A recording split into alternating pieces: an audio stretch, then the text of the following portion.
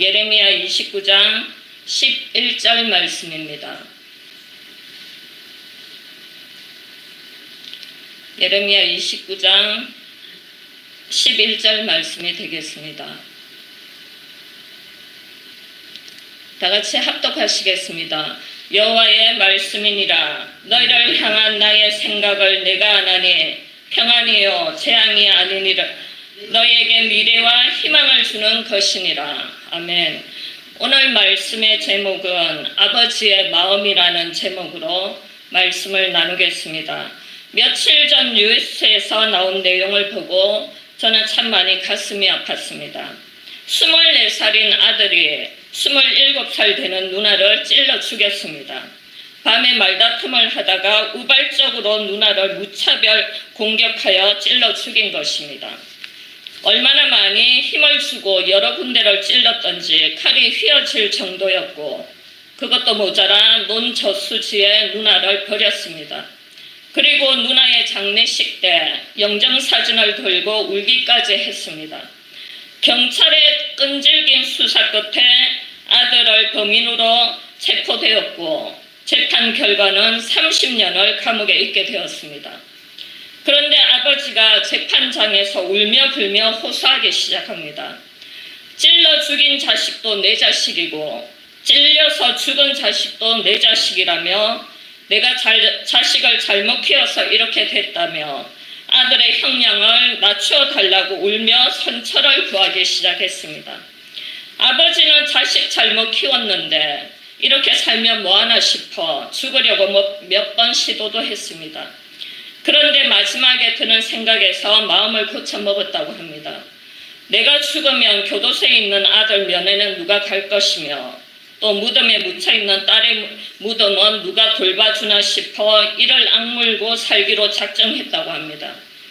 그 아버지의 하루 일과는 오전에는 아들 면회로 오후에는 딸 무덤에 가는 것에 하루를 보내고 있다는 뉴스의 내용이었습니다. 저는 이 뉴스를 보고 이 세상의 모든 부모님들의 마음을 생각하게 되었습니다. 이 아버지의 말에서 내 자식이라는 말이 가슴에 참 와닿았습니다. 남의 자식이 아닌 내 자식이라서 오로지 내 자식이기에 아버지는 울고 또 우는 것입니다. 이 엄청난 죄를 짓고 감옥에 있어도 오로지 내 자식이라는 이유로 날마다 면회를 가는 것이 아닌가 싶기도 합니다. 또 무참히 찔러 죽은 딸을 생각하며 그 아버지 어떻게 두 다리 뻗고 잠을 잘 수가 있겠습니까? 무엇보다 먼저 죽은 자식은 부모는 자식을 가슴에 묻는다는 말이 있습니다. 그 정도로 가슴에 엉어리로 아픔으로 평생 남아있게 되는 것도 같습니다. 오늘이 5월 8일 어버이날입니다. 지금 이 자리에는 모두 누군가의 어머니 또 누군가의 아버지로 지금 앉아 계십니다. 그리고 연령별로 보면 10년, 20년, 30년, 40년 이상을 자식들을 돌보며 키우고 계시는 여러 부모님들이 계십니다. 이 세상 많은 부모님들의 소원은 딱 한 가지일 것입니다. 바로 내 자식만큼은 누구보다 편안하게 이 세상을 살아가며 존재하기를 바라는 마음이 모든 부모님들의 마음인 것 같습니다. 그래서 부모님들은 내 자식 편안하게 살아가기를 바라는 한 가지 일념으로 고생도 마다하지 않고 힘들어도 참고 자존심도 버리고 자식을 위해서라면 평생을 희생으로 사랑으로 살아오셨던 것 같습니다. 예전에 저희 엄마의 말이 기억이 납니다. 제가 태어나기도 전에 그 시절 엄마는 집이 가난해서 무작정 시장에 나가 생선을 팔았다고 합니다. 처음에는 창피스러워서 생선 사세요라는 말도 안 나왔는데 4명의 자식들과 가족을 생각하니 창피고 자존심이고 다 내려놓았다는 말을 들었습니다. 이런 우리 엄마의 희생으로 우리 형제들은 큰 고생 없이 편안하게 잘 자라게 되었던 것도 같습니다. 이처럼 육적인 부모님의 자식을 향한 간절한 소원이 자식의 평안인 것처럼 영적인 우리 하나님 아버지의 마음도 이와 동일합니다. 오늘 본문 예레미야 29장 11절은 이렇게 말하고 있습니다. 여호와의 말씀이니라.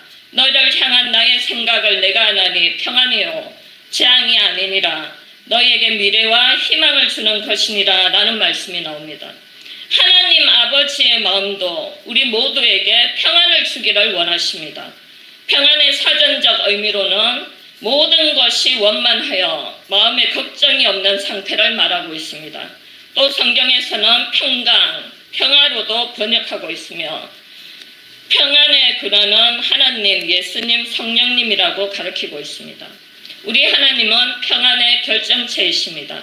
우리 하나님 아버지는 인류에게 평안, 샬롬을 주시기 위해 예수 그리스도를 이 땅에 보내주셨습니다. 앞서 언급한 것과 같이 부모는 자식이 먼저 죽으면 가슴에 묻는 아픔을 하나님 아버지께서는 먼저 몸소 감당해내셨습니다. 하나님 아버지는 독생자 자식을 죽이시면서까지 인류의 평안을 회복시키시고 인류의 구원을 완성시키시고 이루어내셨습니다. 오늘 예레미야서 말씀처럼 재앙이 아니라 너희에게 미래와 희망을 주시기 위해 예수 그리스도를 이 땅에 보내주셨던 것입니다. 우리의 유일한 희망은 오직 예수 그리스도이십니다. 예수 그리스도 안에서 우리의 미래가 있게 되는 것입니다. 예수 그리스도만이 우리에게 참 평안을 주실 수 있는 유일한 분이심에 틀림이 없습니다. 우리는 이 세상을 살다 보면 평안을 잃어버릴 때가 종종 있게 됩니다. 모든 것이 원만하여 걱정이 없는 상태를 평안이라고 한다면 반대로 모든 것이 원만하지 않고 걱정이 많은 상태를 우리는 불안이라고 말할 수 있습니다. 요즘 일기예보와 항상 말하는 뉴스가 하나 있습니다. 바로 미세먼지 농도입니다. 이 미세먼지로 공기도 나빠지고 모든 시내 한복판이 뿌옇게 변해 있습니다. 그것이 사람의 인체도 공격합니다. 저는 평안의 반대인 이 불안이 내 안에 있는 미세먼지가 아닌가 하는 생각이 들었습니다. 이 불안의 미세먼지로 인해 내 속에 평안의 본체이신 주님이 뿌옇게 보여지기 시작합니다. 그러면서 의심이 들고 염려, 걱정과 함께 마음이 흔들려 버리게 되는 것도 같습니다. 지금 전 세계 81억의 인구 모두는 평안을 강력하게 원하지만 평안의 소식보다는 불안, 걱정의 소식들로 날마다 난무하는 것이 우리의 현실이 되어버렸습니다. 우리가 바라는 그 평안, 세상 사람 모두가 물질만 있으면 평안이라고 착각하며 살아가고 있는 거짓된 평안에 우리는 어쩌면 속고 사는지도 모르겠습니다. 누구든지 평안을 원하는데 불안한 내 속의 미세먼지는 자꾸만 활기를 치는 것도 같습니다.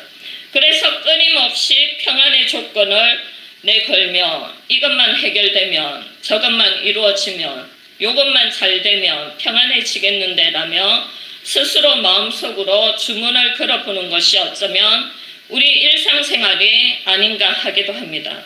그래서 우리 하나님 아버지께서는 우리에게 이렇게 말하고 있습니다. 시편 43편 11절 말씀은 내 영혼아 내가 어찌하여 낙심하며 어찌하여 내 속에서 불안해하는가.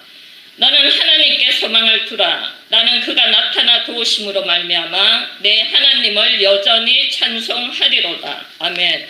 불안의 미세먼지로 끙끙거려질 때 보통 사람들은 모두 걱정과 염려로 힘겨워합니다. 하지만 하나님의 자녀인 우리는 불안할 때 하나님께 소망을 두고 하나님의 도우심을 간절히 구하며 살아나가게 됩니다. 그로 말미암아 불안의 미세먼지가 사라지고 우연케만 보였던 우리 주님이 다시 한번 깨끗하고 선명하게 보여지는 것도 같습니다. 저는 지난 4월 달에 일본 선교 일정으로 일본에 가게 되었습니다.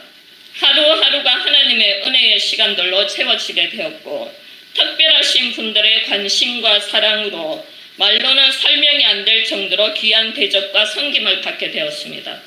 그리고 4번의 설교와 간증으로 저로서는 특별한 체험과 모든 것이 주님이 하셨다라고만 설명되는 은혜로 저를 잠깐 사용해 주셨던 것 같습니다. 정말 2주 동안에 말할 수 없는 기쁨과 평안한 마음으로 한국 오는 비행기를 탔습니다. 더 이상의 기쁨과 평안은 없다는 마음까지 들기도 했습니다. 그런데 더 이상의 기쁨과 평안은 곧 사라지는 사건이 하나 생겨버렸습니다. 그렇게 맑았던 하늘이 갑자기 시커멓게 변하고 비행기는 난기류를 만나게 되었습니다. 비행기 기내는 비상등이 켜졌고 기장이 다급한 목소리로 승무원들 착석하라는 소리와 함께 비행기가 이리저리 흔들리더니 밑으로 손살같이 하강하는 것이었습니다. 이러다 비행기 추락하는 건 아닌가 하는 생각이 들었고 옆에 일본 여자 한 분이 비명을 지르는 바람에 그 소리에 더 놀라게 되었습니다. 저는 그 일본 여자분에게 괜찮다고 안심시키며 비행기는 쉽게 사고나지 않는다고 말은 했지만 마음속으로는 불안이 밀려왔습니다. 30분 전만 해도 기쁨과 평안으로 가득 채워졌던 마음은 온데간데 없었고 그 흔들리는 비행기 안에서 내가 할 수 있는 건 예수 그리스도만 부르며 기도하기 시작했고 주님의 도우심을 강력하게 바라보게 되었습니다. 35분 동안 마음속으로 간절히 기도한 내용은 비행기 기장을 놓고 기도했고 주님, 비행기를 운전하는 기장이 절대적으로 궤도만 바라보며 가게 해달라는 기도였습니다. 느낌 감각에 의존하지 않고 궤도만 바라보게 해달라는 기도를 간절하게 했던 것 같습니다. 만약에 비행기 기장이 궤도를 바라보지 않고 자기 느낌대로 운전을 해서 궤도를 이탈한다면 비행기는 그야말로 추락하고야 말게 되는 것입니다. 35분의 난기류를 뚫고 김해공항에 도착했을 때 저는 하나님 아버지 감사합니다를 수십 번은 했던 것 같습니다. 그리고 비행기 기장에게도 참 감사했습니다. 여지껏 수없이 비행기를 타도 기장에게 감사와 고마움의 마음이 든 건 처음이었고 이런 착각도 또 들었습니다. 내가 간절히 기도한 덕분에 이렇게 안전하게 올 수 있었다는 뿌듯함이 혼자 잠깐 들었던 것도 같습니다. 저는 이 사건을 계기로 큰 깨달음이 왔습니다. 우리의 인생에도 편안하다, 안전하다 할 때 갑자기 순식간에 그 평안과 안전이 사라지고 정신없이 흔들리는 위기를 맞이하게 됩니다. 그토록 안전하게 잘 지탱해줄 나의 몸이 질병으로 흔들리고 그토록 평안한 생활을 영위해줬던 물질과 환경이 흔들리며 갑자기 밑으로 곤두박질 해버립니다. 이럴 때 우리는 무엇을 해야 합니까? 두려움이 엄습하고 정신없는 내 인생의 난기류를 만났을 때 어떻게 해야만 합니까? 그것은 바로 궤도를 바라보고 궤도를 이탈하지 않으면 되는 것입니다. 그 궤도는 우리 주님이시고 주님의 약속의 말씀의 궤도를 벗어나지 말아야 합니다. 그랬을 때 우리 인생의 난기류에서 잘 벗어나게 되는 지혜가 생깁니다. 다시 본문으로 돌아가서 너희를 향한 나의 생각을 내가 아나니 평안이요 재앙이 아니니라는 이 말씀처럼 어떠한 상황에서도 우리 하나님 아버지의 마음은 우리에게 절대로 재앙을 주지 않는다는 사실을 우리는 믿어야 합니다.